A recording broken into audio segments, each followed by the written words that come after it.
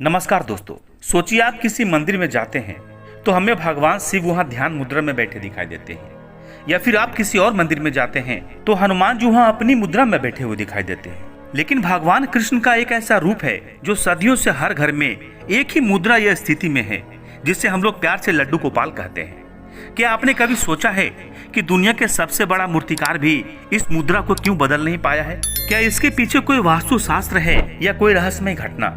तो चलिए इस रहस्य पर से पर्दा उठाते हैं। दोस्तों, हम सभी अपने घरों में लड्डू गोपाल को लाते हैं और उन्हें अपने बच्चों की तरह पालते हैं, नहलाते हैं, श्रृंगार करते हैं, नए कपड़े पहनाते हैं। लेकिन 80% लोग यह नहीं जानते हैं कि उनकी ये विशेष मुद्रा एक बहुत बड़े रहस्य और अटूट भक्ति की गवाही है। तो दोस्तों, अगर आप भी कान्हा जी के सच्चे भक्त हैं तो कमेंट में तुरंत ही जय श्री कृष्ण जरूर लिखें और वीडियो को अंत तक जरूर देखें, क्योंकि आज प्रभु के ऐसे रूप को जानने वाले हैं जो सीधा दिल को छूता है।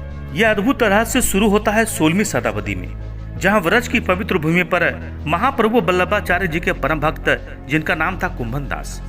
कुंभन दास जी स्वभाव से बहुत ही सीधे साधे और भगवान की भक्ति में 24 घंटे डूबे रहते थे। उनके पास भगवान कृष्ण की एक छोटी सी मूर्ति थी, जिन्हें वे प्यार से गोपाल कहते थे।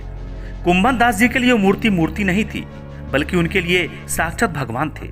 वे उनसे बातें करते थे, उन्हें प्यार से सुलाते थे और रो रो कर उनके सामने भजन गाते थे। कुंभन दास जी का एक छोटा बेटा था, जिनका नाम था रघुनंदन। रघुनंदन केवल 6 साल का छोटा बालक था। एक दिन कुंभन दास जी को किसी धार्मिक कार्य के लिए मजबूरी में वृंदावन से बाहर जाना पड़ा। जाते समय उन्होंने अपने पुत्र रघुनंदन को अपने पास बुलाया और कहा, बेटा मैं बाहर जा रहा हूँ, लेकिन याद रखना अपने ठाकुर जी को समय पर भोग लगाना तुम्हारी जिम्मेदारी होगी। ठाकुर जी भूखे नहीं रहने चाहिए, नहीं तो तुम्हें दंड मिलेगा। रघुनंदन ने कहा, ठीक है पिताजी, मैं गोपाल जी को जरूर भोग लगा दूंगा।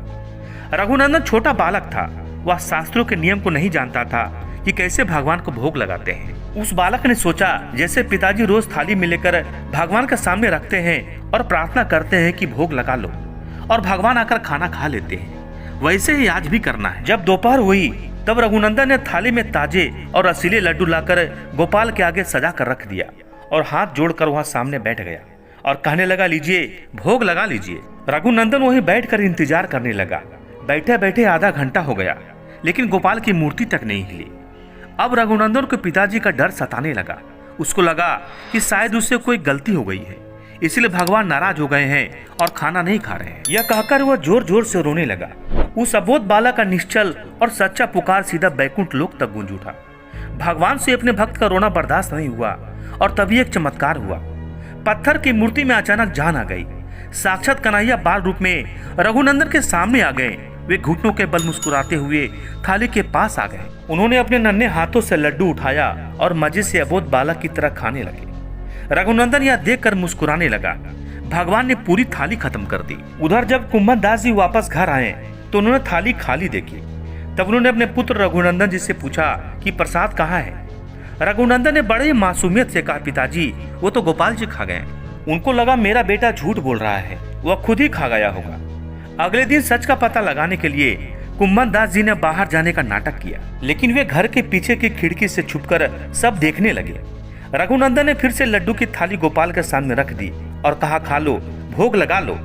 और तभी खिड़की के बाहर खड़े कुंभन दास जी की आंखें फटी की फटी रह गई। उन्होंने देखा कि साक्षात भगवान कृष्ण घुटनों के बल बैठे हैं, एक हाथ जमीन पर और दूसरे हाथ में लड्डू लेकर मुंह की तरफ ले जा रहे हैं। यह देखकर कुंभन दास जी अपने आप को रोक नहीं पाए और वो चिल्लाते हुए घर के अंदर भागे और कहने लगे, हे प्रभु, हे मेरे प्रभु।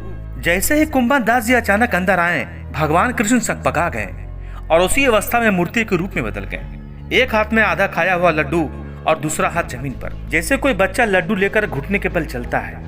भगवान कृष्ण के इसी रूप को हम लोग लड्डू गोपाल के रूप में पूजते हैं। तभी भगवान कृष्ण कुंभन दास जी से कहते हैं कि मैं तुम्हारे और रघुनंदन के निश्चल प्रेम का कैदी बन गया हूँ। अब मैं हमेशा इसी रूप में तुम्हारे पास रहूंगा। यही वजह है कि आज पूरे विश्व में लड्डू गोपाल की मूर्ति हमेशा ऐसी स्थिति में बनाई जाती है। यह कोई साधारण डिजाइन नहीं है, यह भगवान के अपने भक्त के सामने घुटने टेकने और आत्मसमर्पण करने की जीवित मुद्रा है। यदि आपके भी घर में लड्डू गोपाल हैं तो कमेंट में जय श्री कृष्ण जरूर लिखें। धन्यवाद।